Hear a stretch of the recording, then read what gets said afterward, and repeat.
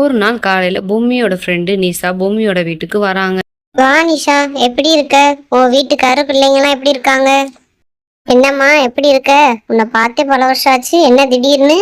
அது ஒண்ணும் இல்லம்மா, பக்ரீத் வருது, அதான் உங்களை எல்லாம் கூட்டு போலான்னு வந்தேன். கண்டிப்பா வந்துருங்க. பொம்மியோட அத்தையும் கண்டிப்பா வரோன்னு சொல்றாங்க. நிஷாவும் அங்கிருந்து கிளம்பிட்டா. அத்தை, பக்ரீத்துக்கு இன்னும் 2 நாள் தான் இருக்கு. நிஷா வந்து கூப்பிட்டா நம்ம எப்போ போறோம்? பக்ரீத்துக்கா? நான் எப்போ சொன்னேன் போறோம்னு? அவங்க அப்படிதான் கூப்பிடுவாங்க, அதுக்கு நம்ம போக முடியுமா? ஏன் அத்தை, அவ அவ்வளவு பாசமா வீட்டுக்கு வந்து கூப்பிட்டா, இப்ப எப்படி சொல்றீங்க? பொம்மி, அம்மா வரலாட்டி விடு, அவங்கள வற்புறுத்தாத. நீ மீனாவும் போங்க, நான் நாளைக்கு அங்கே வந்துடுறேன். நான் உங்களை திருப்பி வரையில நானே உங்களை கூப்பிட்டுக்கிறேன். பொம்மியோட கணவர் இப்படி சொல்லவும் பொம்மி ரொம்ப சந்தோஷமாயிட்டா. ஆனா அவங்க அத்தை ரொம்ப கோவமா இருந்துச்சு உள்ள போயிட்டாங்க. ஒரு வழியா பொம்மியும் தன்னோட தோழி நிஷா வீட்டுக்கு வந்துட்டா. என்ன பொம்மி, நீ மட்டும் வந்திருக்க? உன் வீட்டுக்கார அத்தையெல்லாம் வரலையா?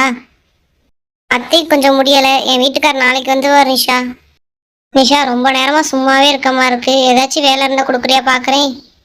ஒரு வேலையும் இல்லை பூமி, நான் பாத்துக்கிறேன் எல்லா வேலையும். உன்னை வேலை பார்க்கவா நான் வர சொன்னேன்? முடிஞ்ச அளவுக்கு நிஷாவும் பொம்மியை எந்த வேலையும் வாங்காம பாக்குறா. ஆனா பொம்மி சொல்றதே கேட்காம நிஷாவுக்கு எல்லா உதவியும் பண்றா.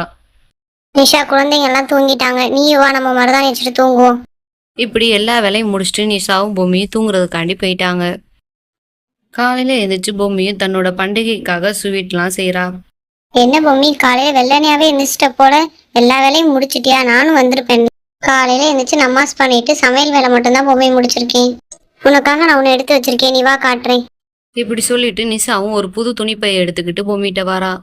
இந்தா பொம்மி, பக்ரீத்துக்கு என்னோட சின்ன அன்பளிப்பு. உங்க வீட்டுல இருக்க எல்லாருக்கும் ட்ரெஸ் எடுத்தேன், இந்தா வாங்கிக்கோ. நீ கொடுக்கறத நான் வாங்கிக்கிறேன், ஆனா நான் கொடுக்குற அன்பளிப்பையும் நீ வாங்கிக்கிறணும்.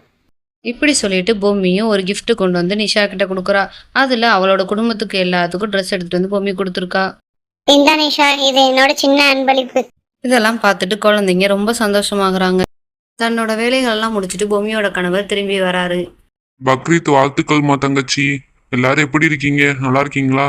நல்லா இருக்கோண்ணா, நீங்க தான் லேட்டு, வாங்க சாப்பிடலாம் எல்லாரும். இப்படியே பேசிக்கிட்டே இருக்காது நிஷா, எல்லாருக்கும் சாப்பாடு எடுத்து போய் சாப்பிடுவோம். இப்படியே எல்லாரும் ஒண்ணா உட்காந்து சந்தோஷமா காலைல சாப்பாடு சாப்பிட்றாங்க. மத்தியானம் சமைக்கிறதுக்காக எல்லாத்தையும் ரெடி பண்ணிட்டு பொம்மியும் நிஷாவும் நின்று பேசிட்டு இருக்காங்க. என்ன, பிரியாணி சட்டி எடுத்து வச்சுட்டு ரெண்டு பேசிக்கிட்டே இருக்கீங்க?